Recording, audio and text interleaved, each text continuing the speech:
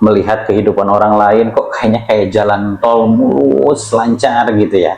Tapi ketika kita lihat kehidupan kita, seakan-akan kehidupan kita tuh kayak berkelok, jalannya berlubang, nanjak, macet, hujan pula gitu ya. Ternyata hidup itu bukan tentang siapa yang lebih cepat mendapatkan sesuatu, tetapi siapa yang lebih kuat bertahan. Gratitude shape your perspective. Jadi bersyukur itu bukan soal menutup mata tentang masalah, tetapi soal bagaimana kita bisa melihat masalah dari perspektif yang berbeda.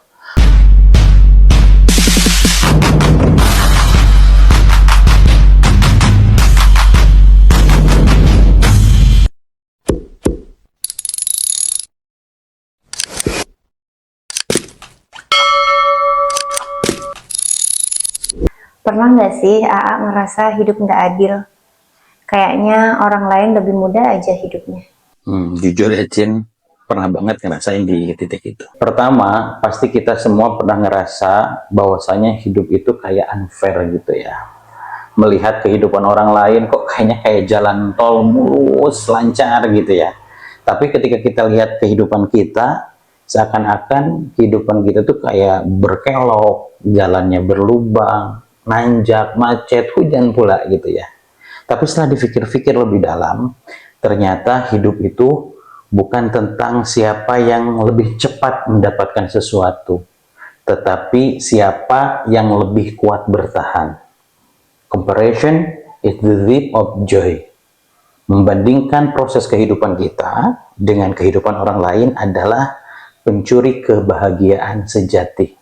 Oleh karenanya, agar kita tidak berada di dalam dilema itu, kita harus fokus dengan proses yang sedang kita hadapi. Karena membandingkan proses behind scene kita dengan highlight pencapaian orang lain itu sebetulnya sumber penyakit. Karena kita tidak tahu sedang berada di battle wilayah mana yang sedang kita hadapi. Oleh karenanya, enjoy the process, maka kita akan menikmati setiap kehidupan yang sedang kita alami. Di tengah masalah atau tantangan hidup yang banyak dialami, apa yang biasanya bikin AA ingat untuk tetap bersyukur? Oke, terkadang untuk tetap bersyukur dalam posisi di mana kita sedang mendapatkan masalah, tantangan, cobaan hidup itu gak mudah ya. Tapi aku selalu yakin dengan prinsip yang aku pegang. Gratitude shape your perspective. Jadi bersyukur itu bukan soal menutup mata tentang masalah, tetapi soal bagaimana kita bisa melihat masalah dari perspektif yang berbeda. Oleh karenanya, dengan kita bersyukur, kita itu bisa lebih legowo menghadapi apapun yang menjadi tantangan, cobaan hidup kita. Dengan bersyukur, maka kita akan dicukupkan. Dengan bersyukur, maka hati kita akan lebih lapang. Namun, untuk sampai kepada titik syukur yang betul-betul dalam, kita perlu berlatih dengan seksama, karena syukur itu bukan tentang menerima nikmat saja, tetapi menerima tantangan dan cobaan pun harus disertai dengan rasa syukur. Kadang kita udah doa, tapi hasilnya nggak seperti yang kita harapkan. Gimana AA bisa tetap sabar dan yakin? Oke, menyikapi tentang doa ya. Jadi doa itu bukan hal yang instan. Aku punya prinsip juga dalam menyikapi doa, yaitu prinsip divine timing. Jadi doa itu akan dikabulkan oleh Allah Subhanahu wa Ta'ala sesuai dengan timing yang pas. Maka setidaknya Allah itu akan mengabulkan doa hambanya di 5 waktu ini. Yang pertama, Allah akan mengabulkan doa hambanya langsung seketika. Hari ini kita berdoa, besok atau lusa doa itu dikabulkan oleh Allah Subhanahu wa Ta'ala. Yang kedua, doa itu akan dikabulkan membutuhkan spending time.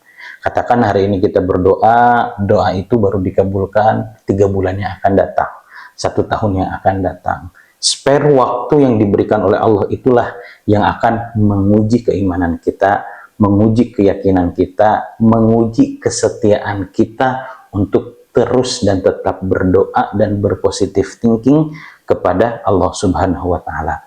Yang ketiga, doa itu akan diberikan oleh Allah, tetapi dengan bentuk yang berbeda, dengan sesuatu yang berbeda, yang lebih baik menurut Allah, yang lebih baik menurut Tuhan, bukan menurut kita. Sebagai contoh, misalkan kita sudah berdoa pengen punya anak kita pengennya laki-laki, ternyata Allah berkehendak anak kita itu perempuan.